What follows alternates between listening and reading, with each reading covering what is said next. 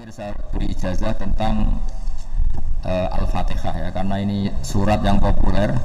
Kalau saya ijazahi Quran 30 juz pasti sampean nggak hafal.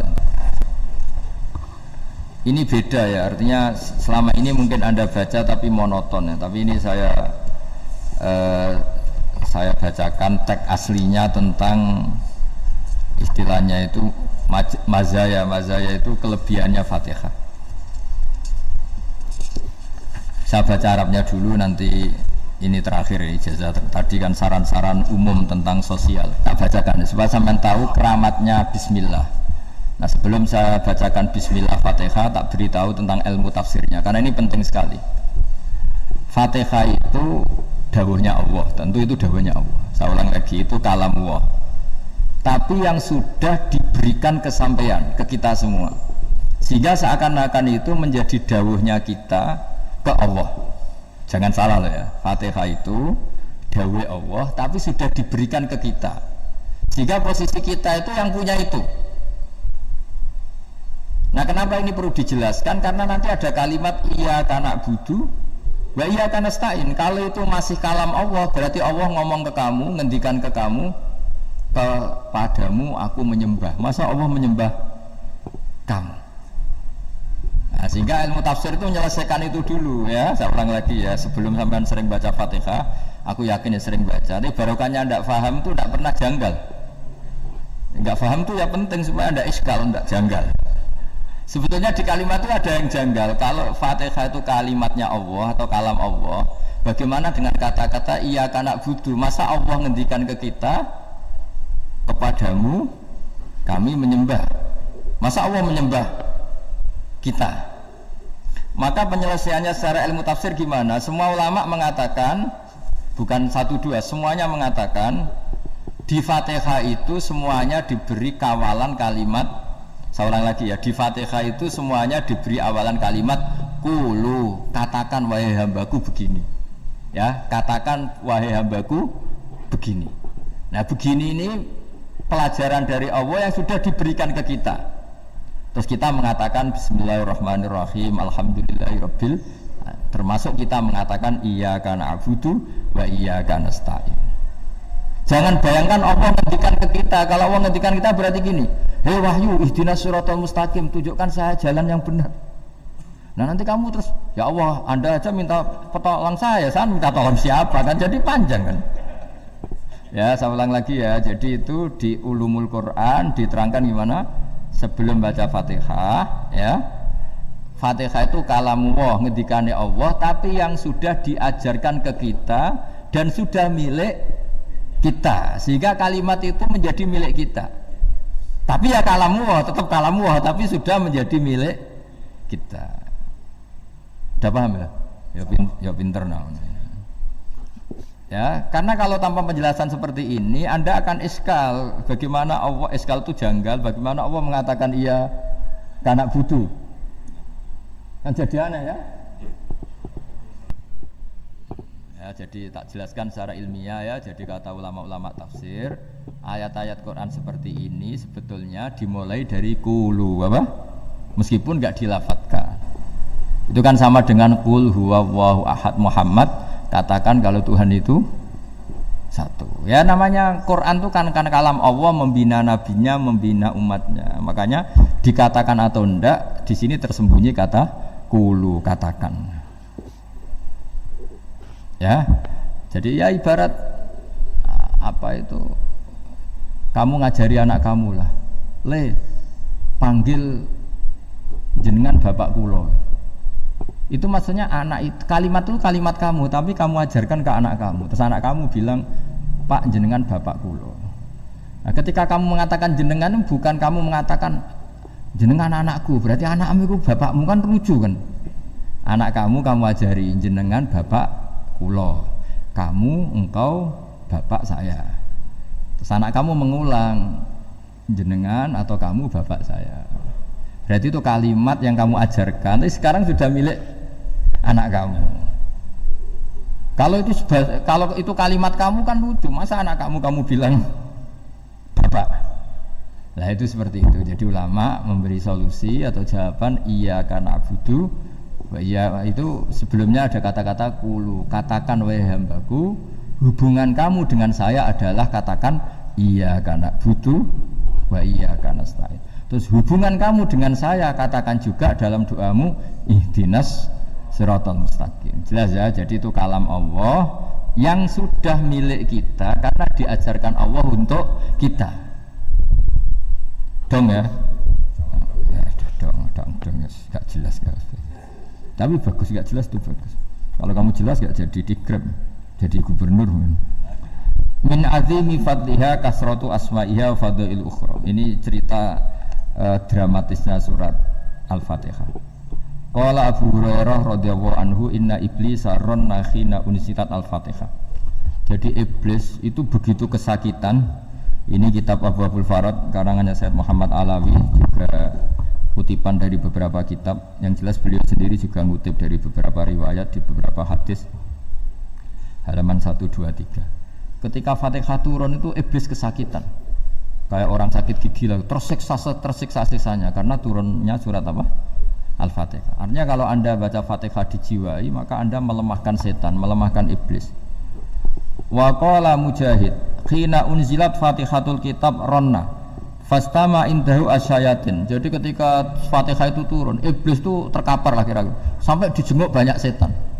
Jadi gambarnya di ICU lah kira-kira gitu kalau sekarang itu. Entah Covid entah enggak tahu, pokoknya di ICU sampai dijenguk banyak setan. Enggak tahu bawa apa enggak tahu, pokoknya dijenguk banyak setan. Nah nyangoni karena ini apa? Ketuanya apa? Pingsan, sakit. Jadi iblis itu sakit sampai dijenguk anak buahnya setan-setan. Ya, semoga kalian semua tidak kenal setan. Kalau kenal berarti teman, apa? Wa qalu misla dzalik. Wa qala lahum laisa mimma taquluna syai'un walakin unzilat suratun laisa ajru qailiha illa an harrama alaihi nar jahannam. Saya ini bukan sakit fisik kata iblis. Kamu tidak usah jenguk saya, datangkan dokter terbaik, tidak usah. Saya ini tidak sakit fisik. Saya ini sakit karena ada surat yang diturunkan, yang pahala yang melafatkan surat itu pasti selamat dari neraka. Padahal misi terbesar saya ini supaya manusia masuk neraka. Sekarang punya tamengnya. Wah pusing kan? Ya seperti orang lah goda sampean, ternyata sampean setia, itu kan pusing. Nah ternyata tidak setia, itu yang akhirnya ribet kan itu. Jadi iblis itu cita-cita terbesarnya kan semua orang itu masuk neraka. Nah sekarang turun satu surat yang gara-gara surat itu siapapun yang baca dijamin selamat dari neraka. Jadi walakin unzilat suratun laisa ajru qailiha illa an harramallahu alaihi nar jahannam. Karena jadi dia shock lah istilahnya, kalau orang di Jawa itu bilang shock. Aduh sial nasib saya ini umat nggak bisa saya goda lagi karena tamengnya tadi punya. Qad tolakai dukum wa makrukum. Rekayasa kalian sekarang itu tidak ada gunanya semua. Nah, ini alhamdulillah di Indonesia kelihatan kan banyak yang miskin, banyak yang susah. Tapi selagi mereka masih sholat, itu keinginan mencari halal itu masih tinggi. Kayak apa kita di tengah kota, jauh dari anak istri, jauh dari tetangga. Biasanya kalau orang jauh dari anak istri tetangga kan sakar PDW. Tapi yang soleh masih banyak, sudah jauh dari keluarga tetap lurus. Loh kalau yang dekat lurus kan wajar, konangan wong akeh kan. Ini sudah jauh masih lurus. Nah ini nggak lepas dari barokahnya surat apa? Surat Fatihah tadi. Jadi karena ada surat yang menjamin pelafalnya atau qailiha terbebas dari api neraka. Wa qalat asyayatinu lahu is ayusya'in ta'muruna ya maulana. Faqala lahum idhabu wajtahidu hatta tukhfilu qulubahum hatta la yaqulu hadhihi surah. Lalu kita gimana? Jari para setan itu. Lalu kita gimana? Terus kata iblis, sudah bikin mereka lupa sehingga tidak baca lagi. Selagi masih baca kita pasti keok. Jadi kalau sampean sudah jarang baca Fatihah itu berarti sudah bagian dari kemenangan apa? Iblis. Jadi kalau sampean sudah jarang baca Fatihah itu berarti bagian dari kekalahan Anda, kemenangan iblis. Masih sering baca? Berapa kali? Terus apa lagi?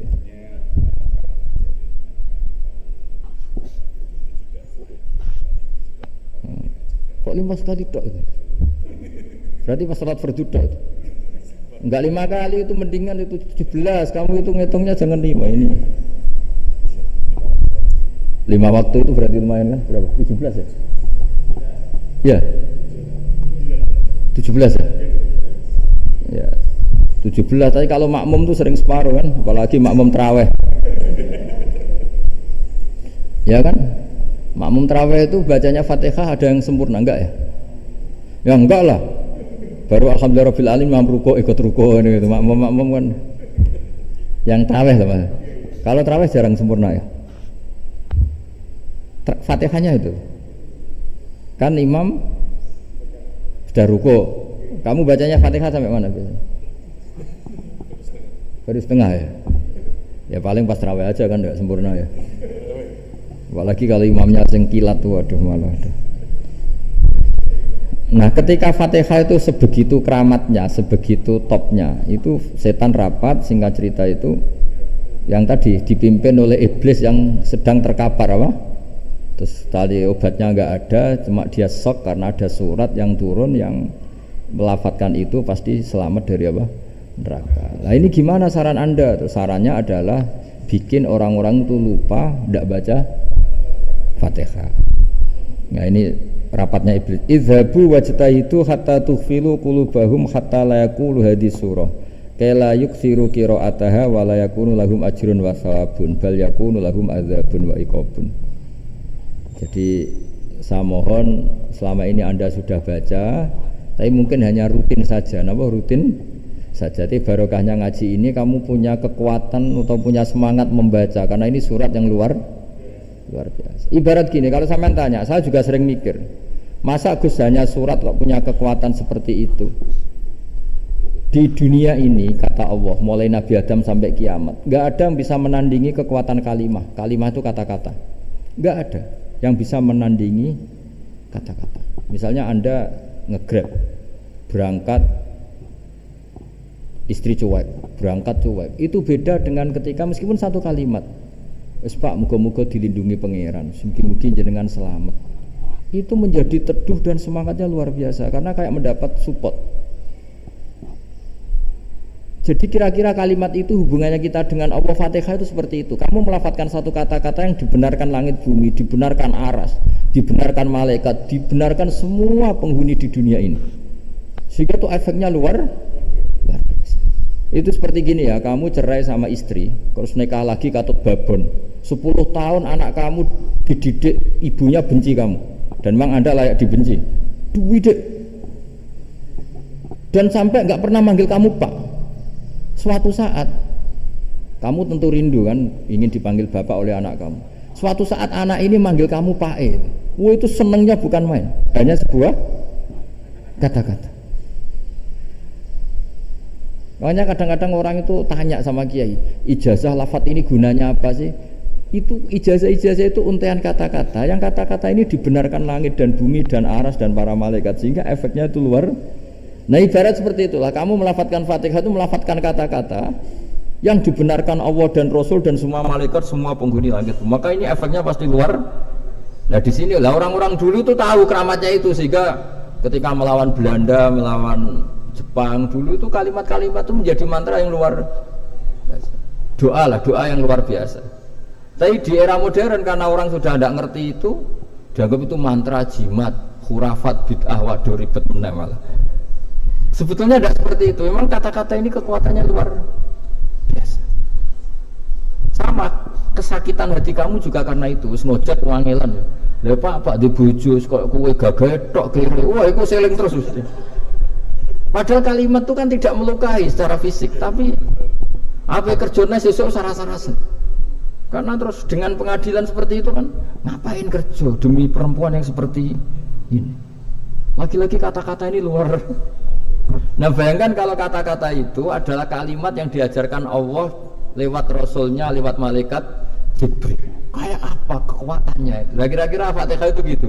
Kalimat yang baik, kalimat thayyibah diajarkan oleh Allah dan Rasul. Kayak apa kira-kira kekuatannya? Pasti luar biasa. Wong support yang dikatakan istri kita, anak kita aja luar biasa. Apalagi ini support yang diajarkan Allah dan Rasul.